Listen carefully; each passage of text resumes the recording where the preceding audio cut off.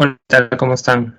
El día de hoy vamos a revisar otra disciplina de la filosofía, que es la antropología filosófica.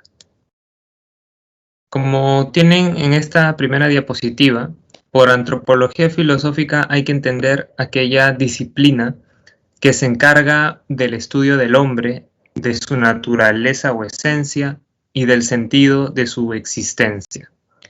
De ahí que generalmente se hable de dos grandes problemas en esta disciplina. El problema de la naturaleza o esencia humana y el problema del sentido de la existencia humana.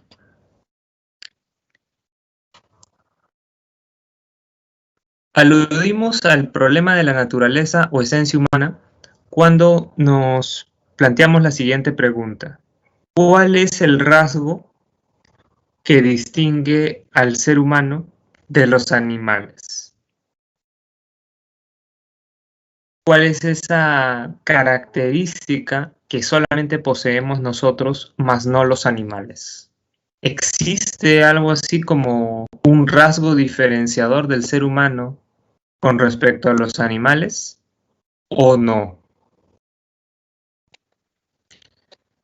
Han sido muchas las respuestas que se han dado a estas preguntas a lo largo de la historia de la filosofía, pero quizá las más destacadas son las que vamos a ver el día de hoy. La respuesta de Aristóteles, la de Descartes, respuestas de Cassirer, Marx y Scheller.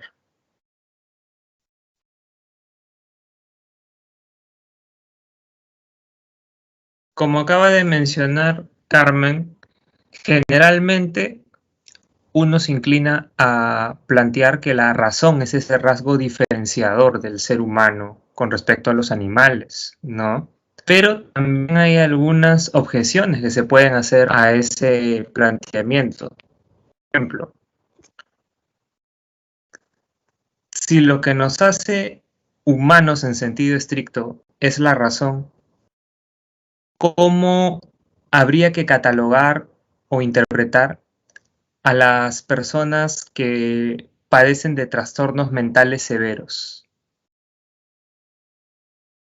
¿Se les debe considerar también como humanos o no porque carecen de razón precisamente?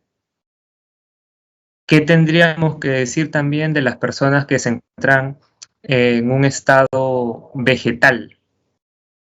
Un estado vegetal que no les permite ser conscientes, que no les permite hacer uso del entendimiento.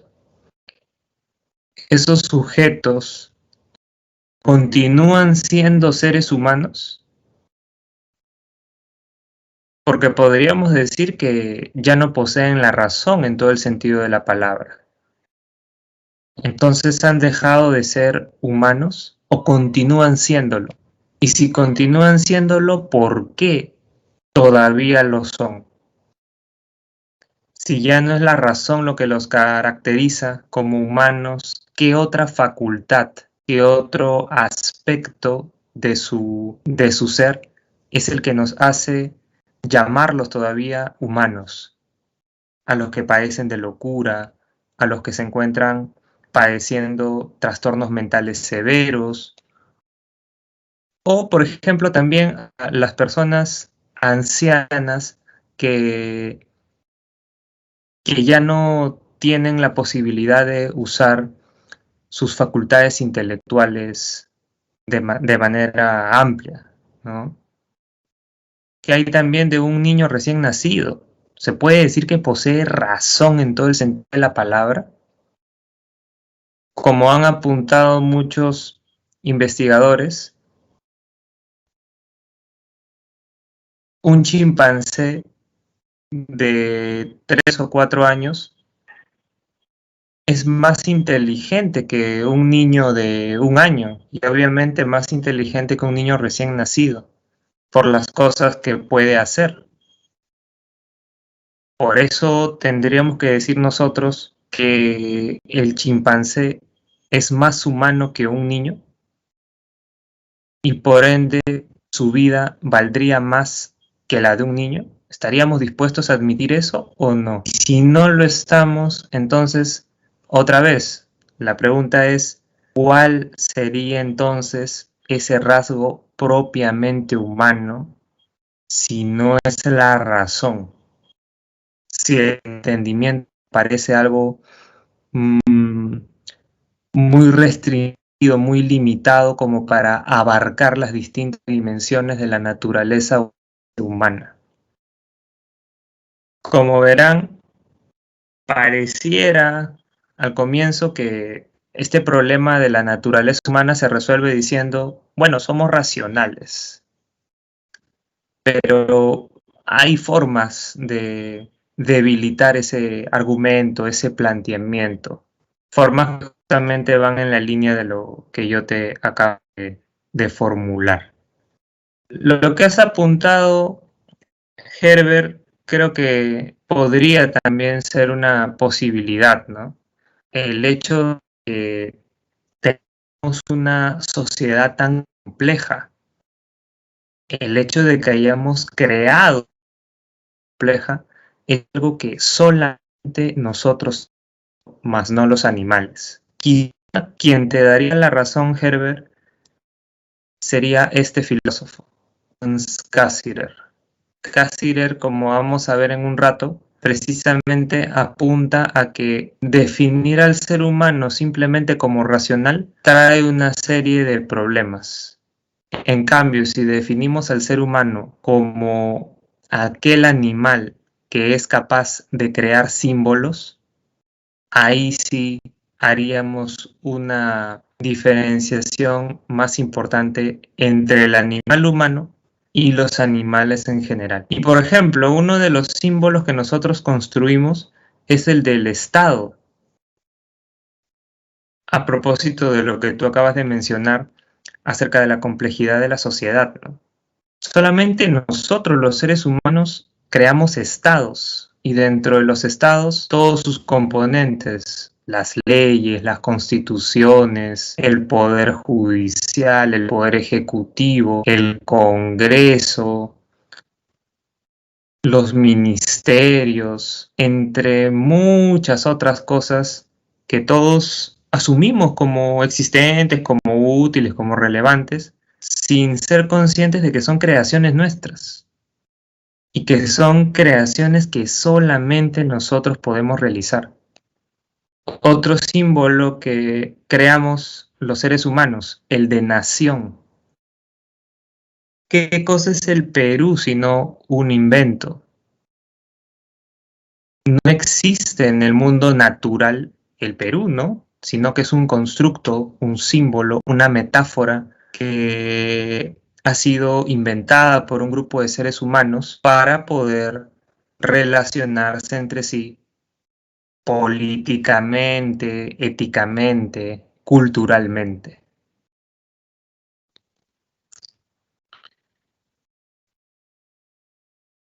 Antes de entrar en detalles acerca de filósofos del siglo XX, demos una repasada rápida a estos primeros filósofos. El primero de todos que tenemos hoy es Aristóteles, de quien tú tienes ya ciertos conocimientos. Aristóteles va a definir al ser humano de la siguiente forma. El hombre es un animal racional. Su esencia es el intelecto. Y ese intelecto o razón se expresa a través del tipo de lenguaje que posee. Los otros animales poseen lenguaje, pero solamente el animal humano tiene un lenguaje articulado y complejo, a través del cual puede expresar no solamente sus necesidades, sino también ideas, conceptos, valores, opiniones, etc. Ahora bien, según Aristóteles, ese aspecto racional lingüístico que tenemos solamente nosotros, también revela otra característica nuestra. Somos sociables por naturaleza. El ser humano es un animal político al mismo tiempo que racional. O si quieres, para ser más exactos y no distorsionar el pensamiento de Aristóteles, en tanto que somos racionales, somos sociables. Tenemos una tendencia natural a vivir en comunidad, a vivir agrupados con otros. Y por ese motivo cree Aristóteles que todo ser humano puede alcanzar su realización como ser humano precisamente solamente dentro de una comunidad, dentro de una ciudad-estado o polis, dentro de un país, diríamos ahora, ¿no? Dentro de una nación, dentro de una sociedad política.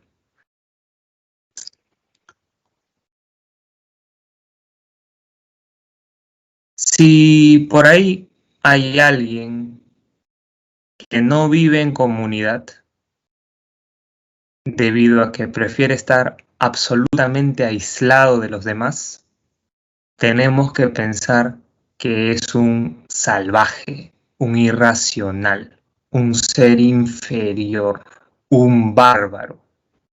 Incluso fíjate que la palabra idiota que nosotros usamos hasta ahora, en realidad es un término de origen griego.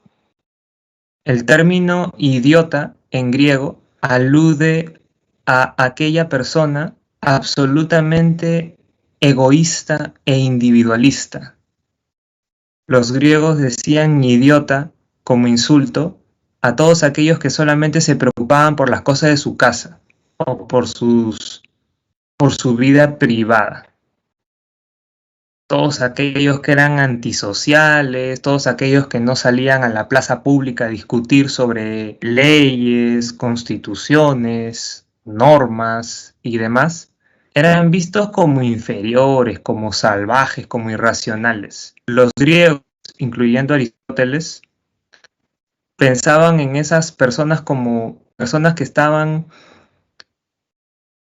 amputadas de una dimensión natural al ser humano, que es la dimensión social, política. Recuerda siempre que Aristóteles plantea todas estas ideas en el contexto de la democracia ateniense. Alguien diría que justamente por ese contexto social y político en el que vivió, él resaltó tanto la dimensión comunitaria del ser humano. Creo haberte comentado, a propósito de este planteamiento aristotélico, que por ser la razón nuestra dimensión fundamental, Aristóteles tuvo la convicción de que solamente podemos ser felices de dos formas: o bien dedicándonos a la vida política, o bien dedicándonos a la vida filosófica.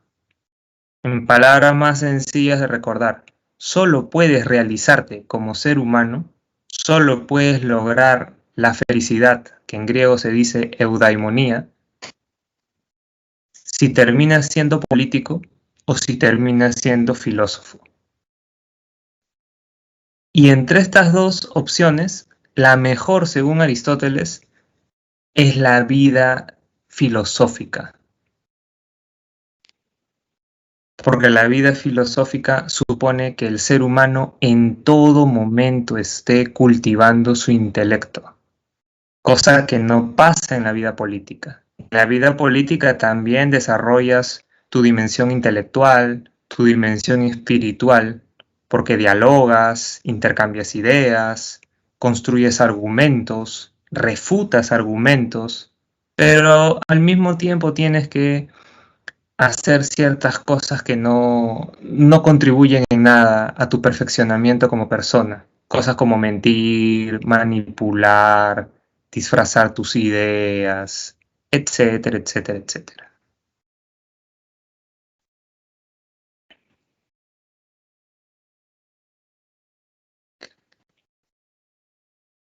Después de Aristóteles tenemos a René Descartes, filósofo del siglo XVII, padre de la filosofía moderna y del racionalismo, tal y como vimos hace algunas semanas. Descartes también destacó el aspecto racional del ser humano, mas no el social. Por ahí estaría, pienso yo, la diferencia entre la definición cartesiana y la definición aristotélica acerca del ser humano. Fíjate que Descartes dice, el hombre es un compuesto de res extensa y res cogitans, en donde res extensa es simplemente nuestro lado material, corporal para ser más exactos, y en donde res cogitans viene a ser nuestro intelecto, nuestro espíritu, nuestro entendimiento, nuestra sustancia pensante, como se menciona aquí. Ahora, de estas dos realidades, de estos dos elementos que nos componen a todos nosotros, evidentemente la sustancia pensante es la más importante, porque lo corporal lo compartimos con los animales.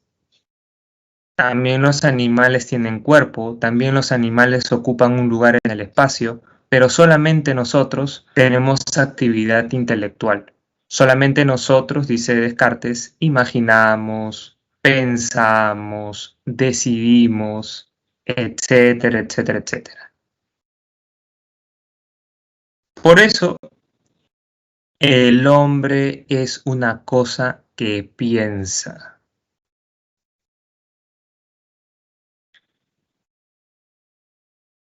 De todos modos, debes tener presente que al fin y al cabo, tanto en Aristóteles como en Descartes, encontramos cierta visión dualista acerca de la condición humana. Porque ambos estuvieron de acuerdo en que somos materia y pensamiento. Solamente que lo plantearon de distinto modo.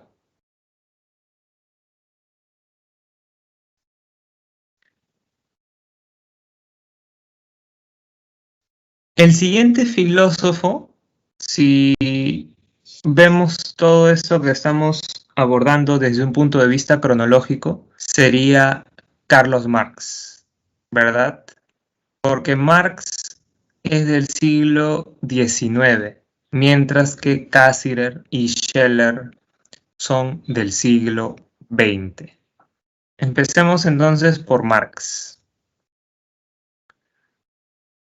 Marx, sobre el problema de la naturaleza o esencia humana, va a decir algo bastante interesante.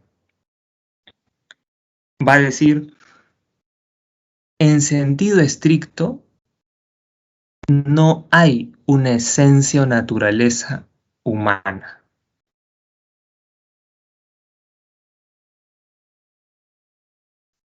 Evidentemente, si Marx fue un materialista, no pudo haber admitido la existencia de algo así como una esencia, porque la esencia es algo que no se transforma, que no cambia, que no fluye, y un materialista no puede admitir la existencia de algo de ese tipo, ¿no? Recuerda tú que Marx tiene un enfoque dialéctico acerca de la totalidad del universo.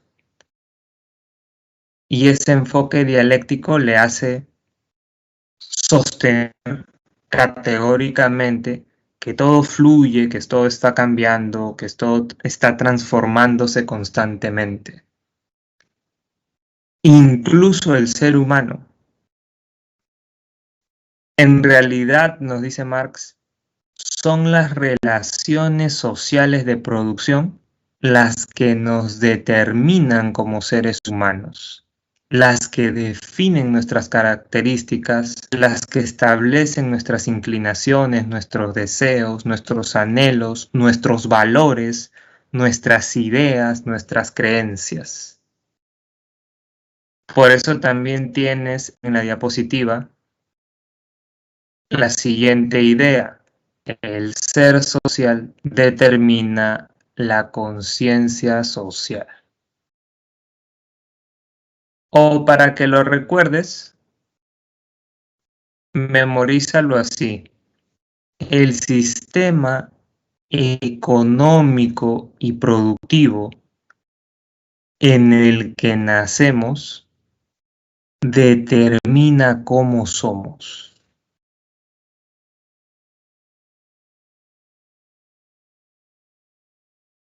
Si hubieses nacido en el siglo III a.C. en Grecia, probablemente, no probablemente, de todas maneras, tendrías valores, creencias, ideas, tradiciones, sueños, anhelos, etcétera, absolutamente diferentes a los que tienes ahora.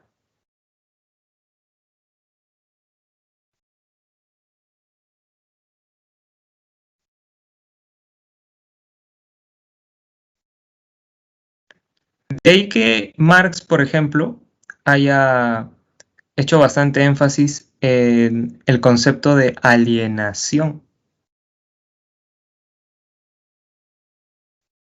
Si, por ejemplo, eres un proletario u obrero dentro de un sistema capitalista como el actual, y por ello trabajas 12 horas diarias realizando una labor mecánica en una fábrica, te vas a alienar, dice Marx, te vas a enajenar, vas a tener como algo imposible realizar todas tus potencialidades como ser humano. Vas a ser un tipo de ser humano alienado, por decirlo de algún modo. Ahí está la prueba de que las relaciones sociales de producción determinan nuestra condición humana. Vas a ser alguien entorpecido, embrutecido. Vas a ser alguien que, por ejemplo, no va a poder desarrollar su dimensión intelectual, ¿no? Porque vas a tener que llevar a cabo simplemente una tarea muy básica. En cambio, si dentro de este sistema capitalista, como le llama Marx, tienes la posibilidad de trabajar en algo que no te mecanice, que no te aliene, que no te enajene, vas a poder desarrollar potencialidades que tienes como ser humano. Quizá vas a tener tiempo libre, por ejemplo, para dedicarte al arte, a la música, a la filosofía, a la ciencia y a otras actividades a las que muy pocos tienen un acceso prolongado.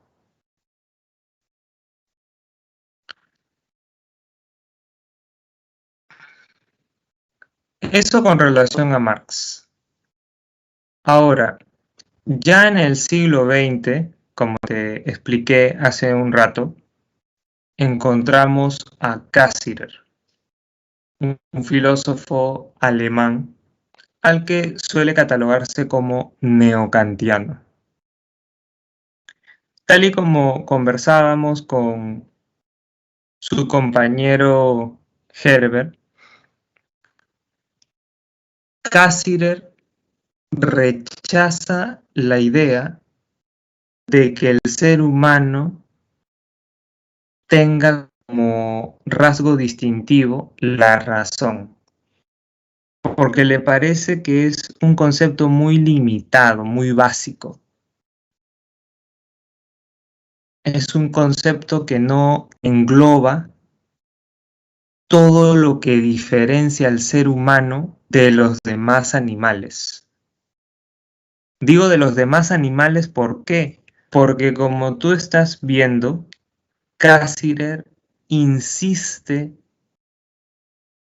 en la idea de que el ser humano es animal.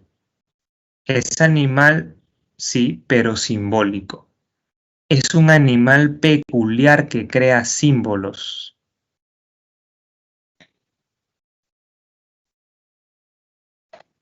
Y estos símbolos que nosotros creamos representan prácticamente un mundo paralelo al mundo natural. Los otros animales, diría Cassirer, únicamente viven en el mundo natural, ¿no? Viven en las montañas, en los bosques, en los mares, en los lagos, etc. En cambio, nosotros, los seres humanos, vivimos en el mundo natural, sí, pero también vivimos en un mundo de símbolos, en donde nos relacionamos con el Estado, con las leyes, con las instituciones, con Dios, con el lenguaje científico, con las metáforas literarias, con los mitos, etc.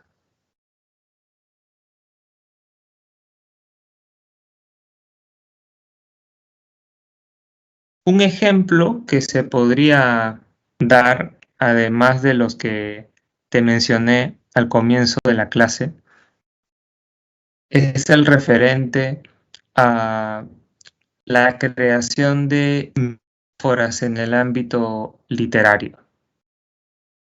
Esa creación de metáforas es algo que solamente nosotros los seres humanos podemos hacer. Pero no es algo cuya existencia se pueda explicar diciendo creamos metáforas porque somos racionales. Sería insuficiente, ¿no? Sería insuficiente, incluso equivocado, reducir la creación de metáforas por parte del ser humano a su condición de racional. Claro, se nota esto que te estoy diciendo cuando pensamos en la religión.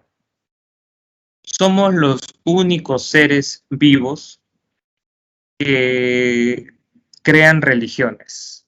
Ahora, ¿creamos religiones simplemente porque somos racionales? No, porque las religiones también tienen aspectos no racionales, aspectos que incluso podríamos llamar irracionales. Entonces, hay una facultad humana que está por encima de lo racional, netamente. Y esa facultad es justamente la facultad que tenemos todos los seres humanos de crear estructuras simbólicas.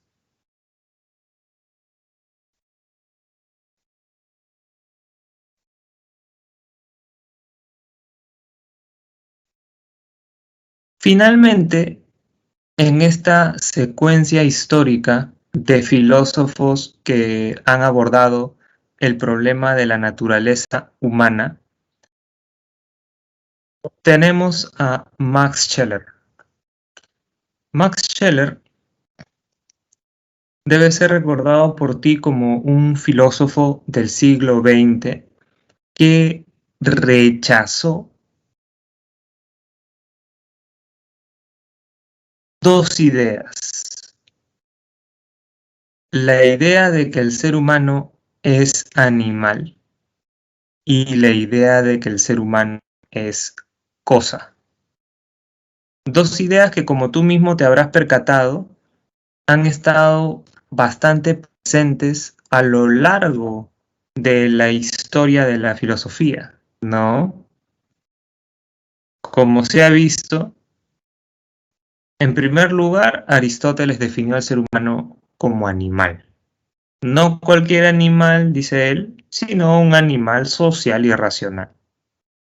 Después Descartes enfatiza también en la facultad intelectiva que poseemos, pero termina diciendo que el hombre es una cosa que piensa, una cosa que tiene el atributo de ser consciente, entender, decidir, inteligir, etcétera.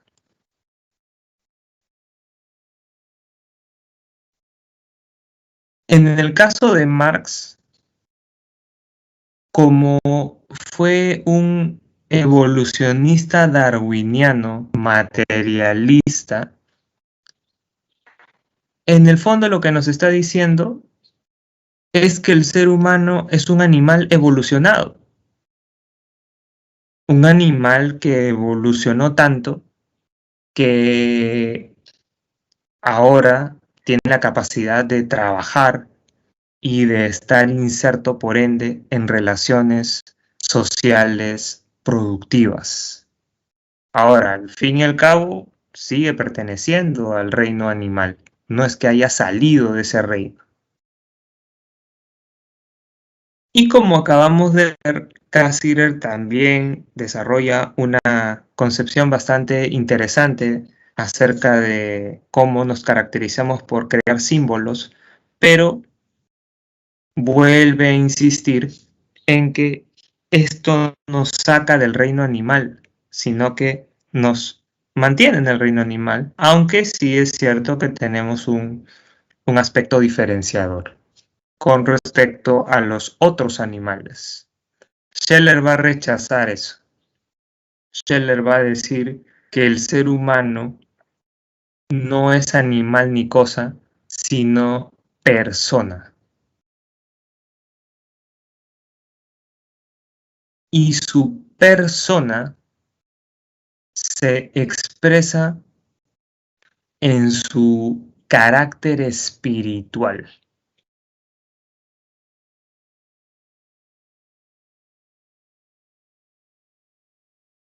Que el ser humano sea espiritual supone que no todo en él puede reducirse a cuestiones fisiológicas o, si quieres, a cuestiones netamente materiales. Y por lo menos Scheller menciona 3 características de nuestra naturaleza espiritual.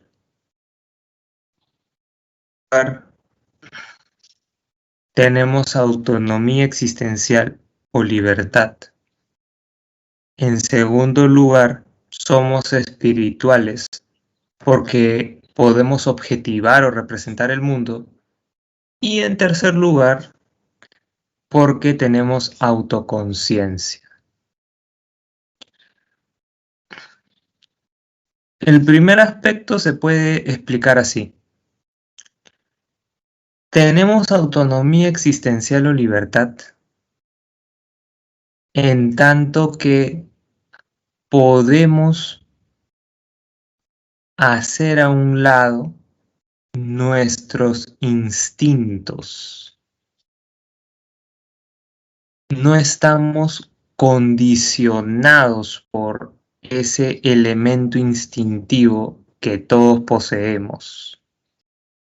Tenemos instintos como los animales, pero a diferencia de ellos, podemos suspenderlos o podemos no dejarnos llevar por ellos. Y justamente cuando no nos dejamos llevar por los instintos es cuando actuamos libremente. Ahí es cuando actuamos como personas morales.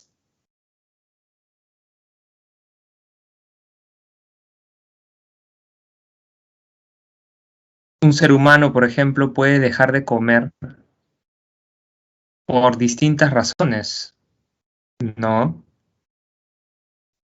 Puede ser que tenga frente a sí el alimento, pero por algún motivo moral puede no tomar ese alimento. Incluso por un motivo religioso puede ayunar, como todos ustedes bien saben.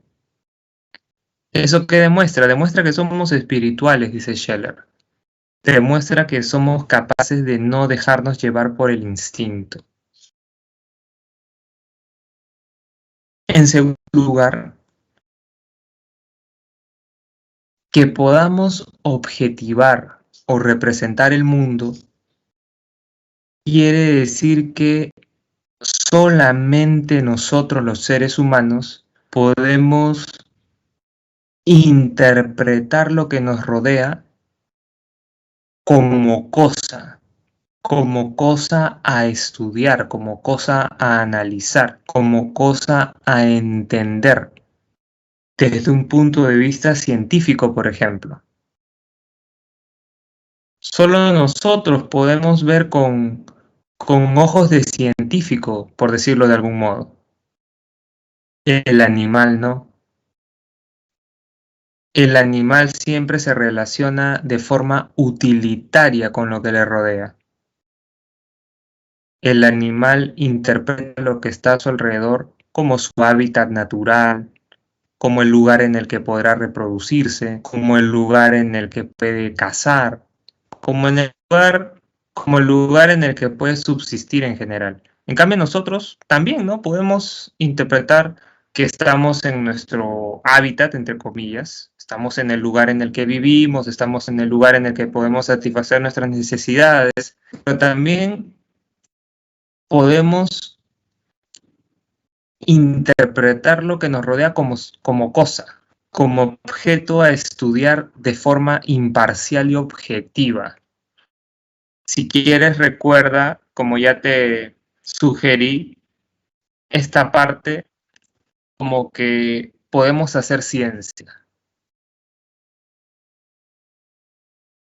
Y finalmente, tenemos que el ser humano posee autoconciencia. ¿Qué quiere decir esto? Quiere decir, somos conscientes de nosotros mismos. Somos conscientes, entre otras cosas, de que vamos a morir. En cambio, los animales no son conscientes de que van a morir. Ningún animal sabe el significado de la muerte.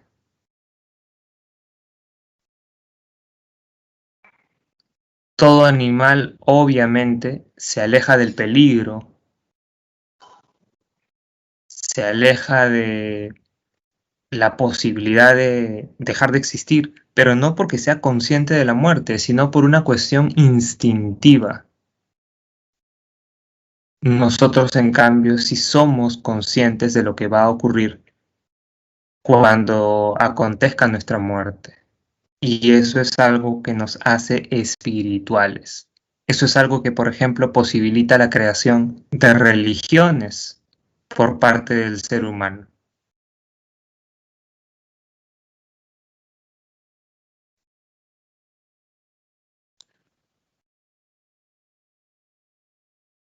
Hasta donde te he explicado, tienes tú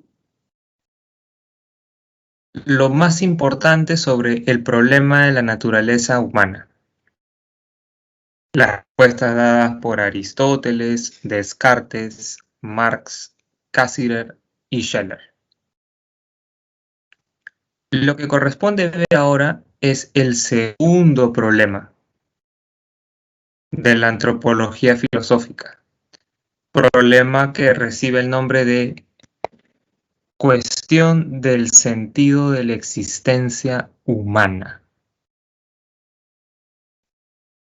Un asunto que se puede traducir en todas estas preguntas que tienes aquí. ¿Cuál es el sentido de la vida humana?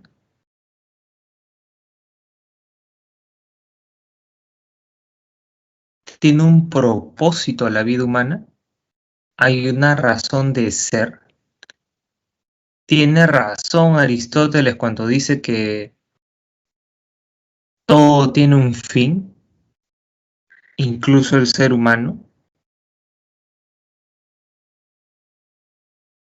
porque si vamos a morir de todas maneras, ¿no es un tanto absurdo que nos esforcemos, que trabajemos, que estudiemos?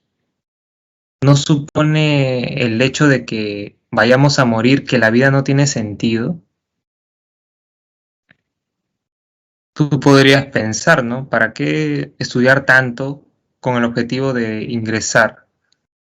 Si al final todo eso será vano cuando yo esté a poco de morir. Además puede ser que muera en cualquier momento, ni siquiera tengo por qué pensar pues que dentro de 50 años todavía va a ocurrir eso. ¿Por qué puedo estar tan seguro de que no voy a morir el próximo año, en los próximos meses, en los próximos días o en las próximas horas? Si no hay esa certeza, ¿por qué tendría que ser valioso todo este esfuerzo que estoy realizando? Si quieres, no lo plantees desde un punto de vista individual, plantéalo desde un punto de vista general. ¿En qué se diferencia la vida del ser humano de la de los animales? Más allá de lo que me pase solamente a mí, como especie, esto que llamamos género humano, ¿es diferente de los animales? Porque al final, tanto los animales como nosotros cumplimos el mismo ciclo. Nacemos, crecemos, nos reproducimos y morimos. ¿Por qué hablar entonces de una superioridad del ser humano? Si a grandes rasgos hacemos lo mismo que los animales. Y esto nos debe hacer pensar en otra pregunta. ¿Hacia dónde se dirige la humanidad? ¿Estamos progresando como género humano? Y si estamos progresando, ¿hacia dónde estamos apuntando? ¿Hacia dónde nos estamos dirigiendo? Por ejemplo, los filósofos del siglo XIX que nosotros vimos hace unas semanas, Hegel, Comte y Marx, tienen bien internalizada esta idea de que la historia de la humanidad es constante progreso hacia un fin. ¿Y cuál es ese fin? Una sociedad perfecta, ideal, una sociedad libre, una sociedad sin propiedad privada, diría Marx, una sociedad de iguales, dirían no solamente Marx y Hegel, sino incluso también Comte, aunque Comte haría más énfasis en una sociedad científica como la verdaderamente perfecta, que se va a dar de todas maneras, diría él, en el futuro. Ya todo ese rollo es cierto, hay que creerles a los filósofos del siglo XIX a propósito de su optimismo en cuanto al avance del ser humano en la historia. ¿No será que en realidad no hay ningún progreso del género humano, sino que todo es eterno retorno? Esto último diría Nietzsche, como ustedes recordarán, ¿no? Nietzsche respondería a estas preguntas: la humanidad no se dirige a ningún lado. ¿Tenemos un objetivo? No, sino que ese objetivo hay que crearlo nosotros mismos. ¿Tendrá algún propósito la existencia humana? Tampoco. No hay nada preestablecido, sino que nosotros tenemos que constituirnos a nosotros mismos. De ahí el concepto de superhombre en Nietzsche, como tú bien recordarás. Le llama superhombre precisamente porque tienes que ser un hombre superior para saber vivir con la verdad de que la vida no tiene sentido. Solo un superhombre puede enfrentar eso. La verdad de que la vida no tiene sentido y de que Dios no existe. No es que Nietzsche lo diga como algo que, bueno, qué interesante, qué bueno que Dios no existe, o qué bueno que la vida no tiene sentido. Más bien él plantea eso como algo penoso para el ser humano, como algo difícil de enfrentar para cualquiera de nosotros.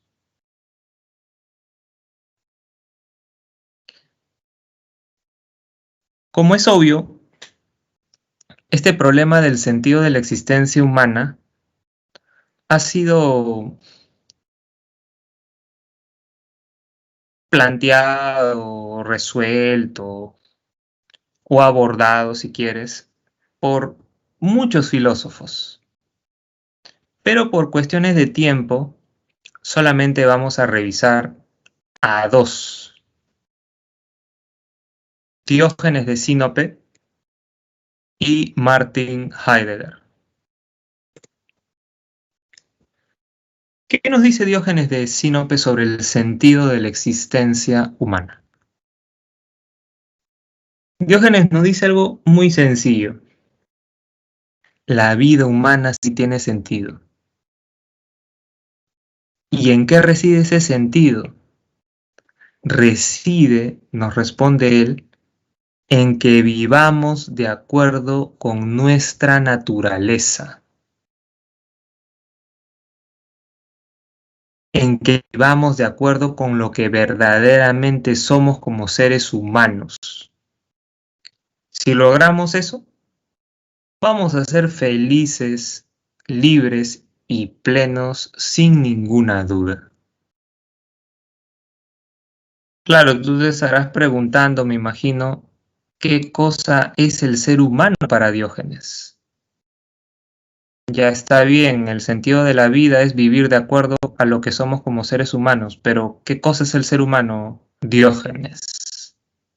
Primero resuelve este problema, ¿no? El problema de la naturaleza humana, y ya después podrás otorgarle un sentido a tu existencia.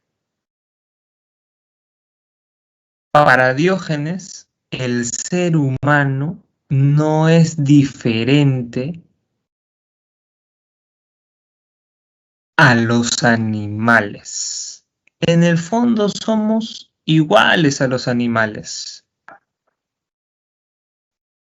Por eso, dice Diógenes, si nosotros satisfacemos nuestras necesidades básicas, solamente con ello podremos ser felices, libres y plenos. No necesitamos más que eso. El problema es que el ser humano, al crear civilización, se ha hecho la idea de que también necesita, para encontrarle sentido a la vida, dinero, propiedades, reconocimiento, fama, honores, bienes de distinto tipo, aceptación de las demás personas, etcétera, etcétera, etcétera. Creemos que esas son necesidades naturales, pero en verdad son necesidades artificiales, necesidades que no se condicen con lo que verdaderamente somos.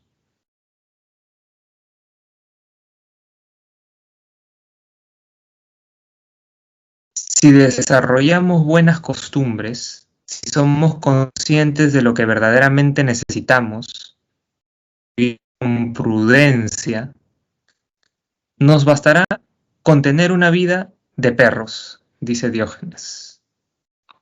Una vida basada en la satisfacción de las necesidades sumamente elementales. Por eso que, como estás viendo en las imágenes, sobre todo en la primera, se sabe que Diógenes vivía en un tonel, en las calles de Atenas, prácticamente desnudo, y lo único que lo rodeaba en muchas ocasiones eran los perros callejeros de Atenas. Para él eso era suficiente, para él eso bastaba, para él eso te hacía libre, porque ya no tenías que depender de la política, de la religión, de la familia, de la sociedad, del dinero, de la fama, etcétera, sino que solamente dependías de ti mismo. Se cuenta una anécdota bastante interesante alrededor de Diógenes. Todas las acciones y dichos de Diógenes de Sinope llegaron a oídos del famoso emperador Alejandro Magno. Alejandro Magno de inmediato se admiró por estos dichos y hechos del filósofo, y por eso decidió visitarlo. Estando frente a él, Alejandro Magno le dijo: Diógenes, pídeme lo que quieras, que yo te lo voy a conceder, que es un hombre muy sabio. A ello Diógenes respondió: apártate, porque estoy disfrutando de la luz del sol y tú lo único que estás haciendo es generarme sombra. Esto refleja muy bien la filosofía cínica encarnada en la figura de Diógenes. Y fue una respuesta sincera, porque ¿qué cosa pudo haberle aportado Alejandro Magno a Diógenes? Dinero, fama, bienes materiales. Pero todo eso el filósofo lo veía como algo que encadenaba, que perjudicaba, no que beneficiaba,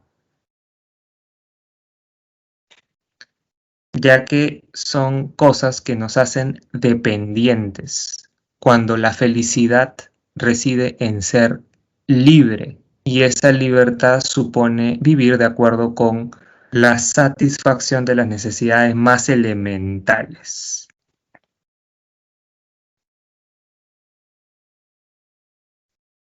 Para concluir tenemos a Heidegger. Si a Heidegger le hubiésemos preguntado cuál es el sentido de la existencia, probablemente nos hubiese respondido: la vida no tiene sentido. No hay algo así como un sentido de la existencia preestablecido que uno tiene que descubrir. Que era lo que decía Diógenes, ¿no? Si hay un sentido para la vida que tú tienes que descubrir. Una vez que entiendas el sentido de la vida, te vas a percatar de que lo que te va a hacer feliz es vivir de acuerdo a tu dimensión animal. Heidegger dice: no hay un sentido de la existencia preestablecido. Si nosotros mismos tenemos que darle sentido a la vida. En realidad, dice Heidegger, el ser humano es un ser arrojado al mundo. El ser humano es Dasein, que en alemán significa ser ahí, estar ahí, ser algo que está en el mundo frente a miles de posibilidades. La única certeza que tienes, si lo piensas, te plantea Heidegger, que vas a morir. Ahora, hay que saber asumir esa certeza, hay que saber enfrentar a la muerte. Es justamente el que sabe enfrentar a la muerte, aquel que puede anticiparse a ella y que puede darle un sentido auténtico a cada instante de su vida. En eso se parece Heidegger hasta cierto punto a Nietzsche, ¿no? Que Nietzsche también nos dice, todo es eterno retorno, es decir, la vida no tiene sentido, pero hay que ser superhombres, hay que enfrentar con audacia ese sinsentido de la vida, otorgarle un sentido a las cosas y así ser felices. Heidegger, que fue un admirador de Nietzsche, también está diciéndonos esto, pero con otras palabras. Si te percatas, nos está diciendo, somos seres para la muerte, vamos a morir, pero más que interpretar esto como algo negativo, interpretémoslo en un sentido positivo. Oye, voy a morir en cualquier momento, quizá mañana. ¿Por qué no darle desde ahora a mi vida un sentido auténtico? ¿Por qué no tener un propósito en la existencia? Mejor aprovecho mi vida siendo consciente de que voy a morir antes que caer pues en la depresión, en el aburrimiento o en el hastío, que es como muchas veces interpreta la gente la conciencia de la muerte, ¿no? Más bien se ponen en un plan pesimista cuando Heidegger te está diciendo que todo lo contrario. Aprovecha el momento, aprovecha el día, trata de darle un sentido genuino a tu existencia, libre de las opiniones de los demás, y así encontrarás el sentido de la vida. Bien, dejémoslo ahí porque ya se ha vencido el tiempo. Estas son y ya nos reencontramos la próxima semana. Hasta luego, cuídense. Gracias a ustedes.